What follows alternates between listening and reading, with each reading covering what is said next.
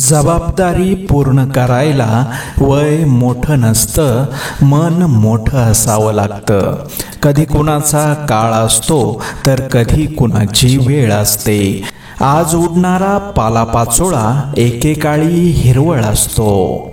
जीवनात येणारे सुखदुःख आणि अपयशाचे क्षण आयुष्यात अनुभव नावाच्या शिदोरीला मोठं करत असतात.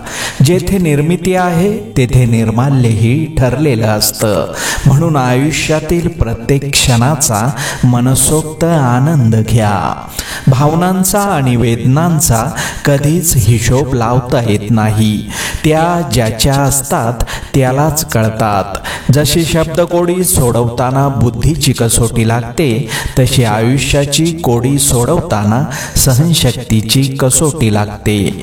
अनोळखी अनोखी म्हणत असताना अचानक एकमेकांची सवय होऊन जाणं म्हणजेच मैत्री. आनंदी राहा, समाधानी राहा.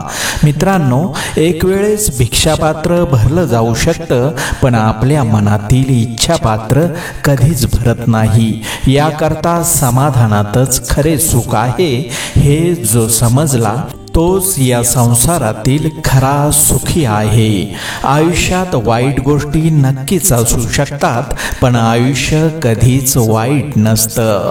जीवन म्हणजे सर्वोत्तम बनण्याची, सर्वोत्तम करण्याची आणि सर्वोत्तम मिळवण्याची संधी आहे. आयुष्य हे एक फूल आहे, त्यात काटे खूप आहेत, पण सौंदर्याची कमतरता नाही.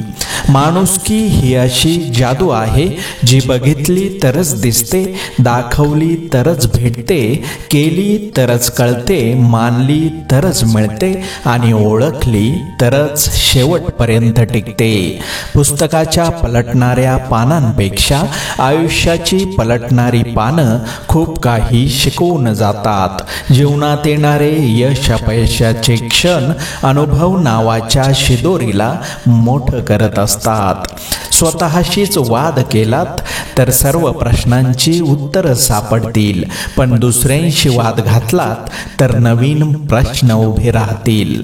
आपल्यासोबत दुसऱ्यांचंही चांगलं व्हावं अशी मानसिकता ज्यांची असते, त्यांना आयुष्यात काहीही कमी पडत नाही.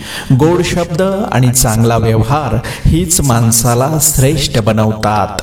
केवळ अमाप धन असल्याने माणूस धनवान होत नाही. खरा धनवान तीच व्यक्ती असते ज्याच्याकडे मधुर वाणी, नम्रता, सुंदर व्यवहार आणि सुंदर विचार असतात.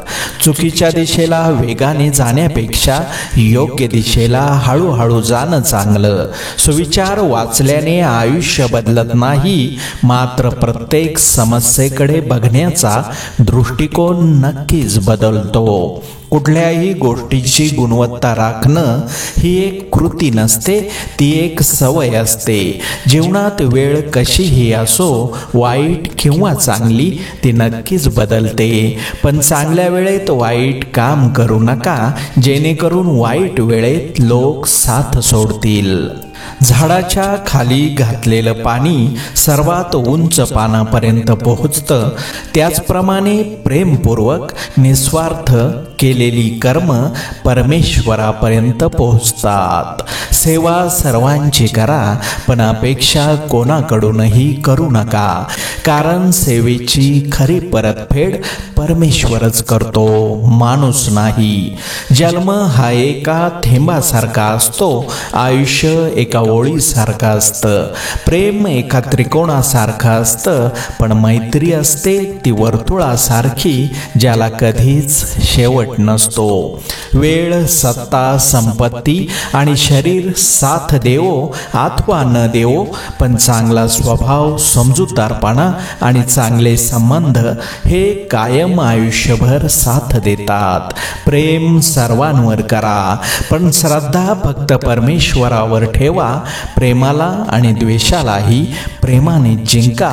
बाह्य सौंदर्यापेक्षा अंतर्गत सौंदर्य जास्त मोलाचं असतं. मुक्या प्राण्यांवर सदैव प्रेम करा.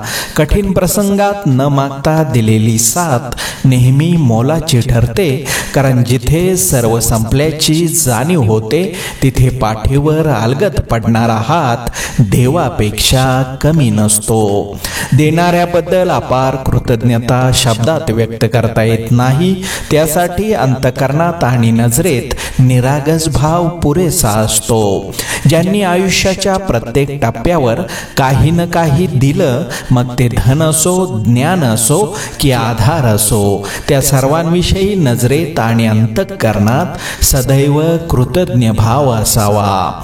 छोटंसं आयुष्य आहे ते त्या लोकांसोबत घालवा जे तुमच्या अस्तित्वाची किंमत जाणतात. माणसांची बोलण्याची पद्धत बदलली की समजून जायचं आपली गरज संपली आहे. संवादात होणारी सर्वात मोठी चूक म्हणजे आपण समजून घेण्यासाठी ऐकत नाही, तर उत्तर देण्यासाठी ऐकतो.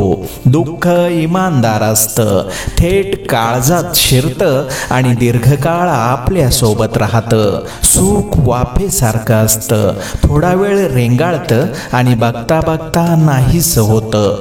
बोलणाऱ्यांकडे लक्ष दिलं तर विखुरले जाल, पण मन शांत ठेवून पुढे गेलात तर नेहमी यशस्वी व्हाल.